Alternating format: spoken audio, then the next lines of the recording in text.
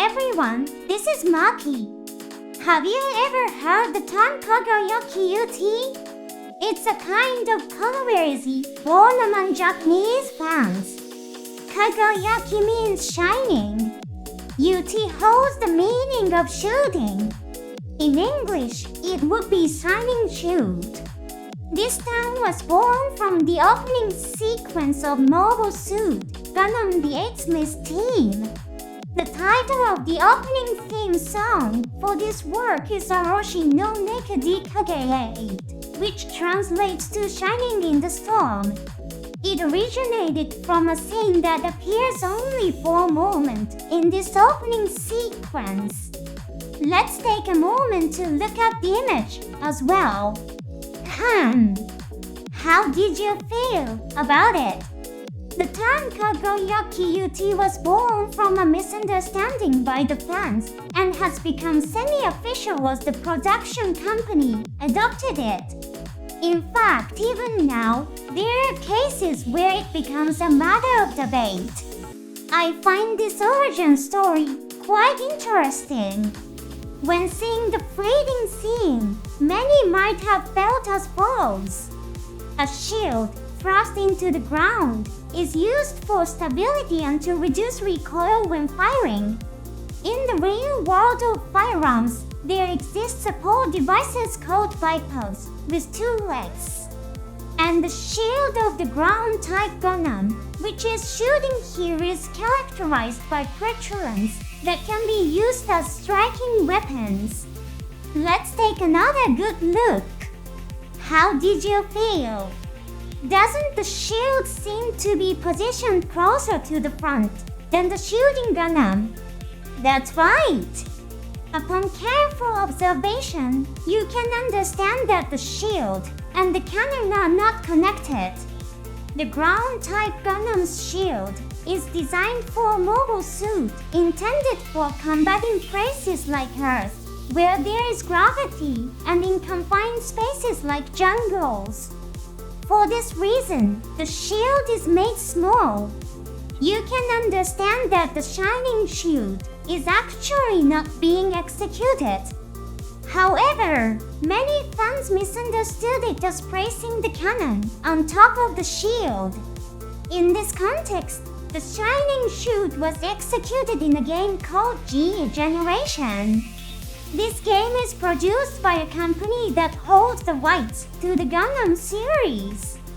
It is a work in a position that can be almost called official. The action of placing the cannon on the shield and the sound effects are reflected. This shooting method has been adopted in many subsequent works. Mr. Toru Yoshida, who participated as a staff member in the 8th List team, has released a comment. Please note that this comment is strictly personal and is not official. I was in charge of the mechanics supervision in the opening sequence. I learned in 2018 that this shooting method is affectionately called the shining shield. If it were me in the past, I would answer that the cannon was not placed on the shield, and it only looks like that for the composition. The present me would strongly insist that it is placed on the shield. I found it to be a very charming comment. Mitsuo Fukuda, who also participated as a staff member, has made a comment like this. He is the person in charge of directing the Gundam Seed series. The original intention was to thrust the shield forward for defense. There is no intention to place it close to the hand of the wreckage in the foreground of the screen, but I think it's cool to interpret it that way. I don't think it's impossible to place it on the shield either. He affirms the possibility of 3 interpretations. And this shooting method has been adopted in many product releases, like plastic models. These are official products released by companies that hold the rights to the Gundam series. In the case of plastic models, the philosophy that it is a defect if actions performed within the story cannot be reproduced is held dear.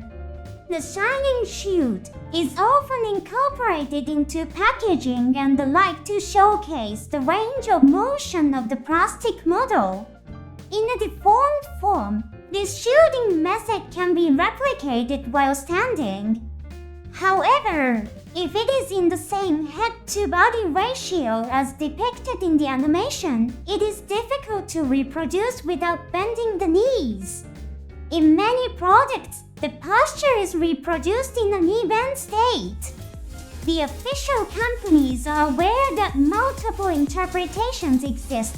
They've even released product photos of the plastic models, both with and without the cannon placed on the shield. How do you perceive this shining chute? I felt very happy looking at this sequence of events. It's very easy to ignore something by labeling it a mistake.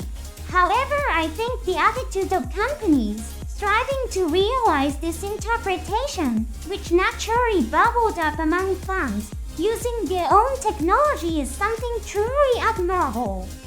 Let's go back to our childhood feelings. Don't you have experiences trying to reproduce the cool figures you appreciated in games and animations using toys? I believe you felt incredibly joyful when the reproduction was successful. I feel that this attitude of valuing the joyful hearts of fans is highly commendable. I think the popularity of the Gundam series was built up by accumulating such ways of thinking. I think it's wonderful to have discussions about the shining chute. Such debates are another wonderful act of enjoying the work. I also find it fun to respect each other's ideas and explore possibilities. I've realized that a lot of memories are packed into the story born from a brave moment in the opening sequence. Let's meet again in the next show.